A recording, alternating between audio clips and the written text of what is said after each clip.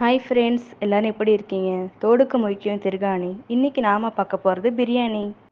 Rhyming பிடிச்சிருந்தா நம்ம channel subscribe பண்ணி ஒரு லைக் கொடுங்க. நீங்கள் கொடுக்குற சப்ஸ்கிரைப் லைக்கும் எங்களுக்கு நல்லா சப்போர்ட் பண்ணும். இன்னைக்கு சண்டேங்கிறதுனால எங்கள் வீட்டில் சீரக சம்பா சிக்கன் பிரியாணி. உங்கள் வீட்டில் என்னன்னு எல்லாரும் கமெண்ட்டில் சொல்லுங்கள்.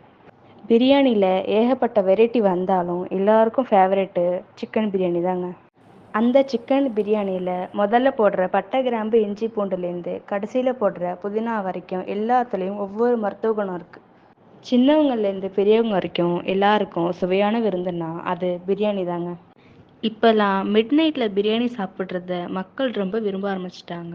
என்னோட சின்ன அட்வைஸ் என்னன்னா, பிரியாணியை மிட் நைட்டில் சாப்பிடாதீங்க, மதிய உணவாக எடுத்துக்கோங்க.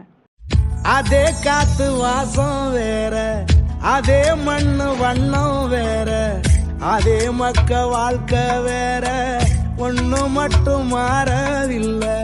மத்த நாட்டு சுவையெல்லாமே ஒத்த வேலை உடைய போல, சுத்தமான நம்மூர் சுவையோ ஆத்தா தந்த உசுர போல. மூட்டி பாசம் கொட்டி சமைச்சது திண்டுக்கல்லு தலப்பா கட்டி.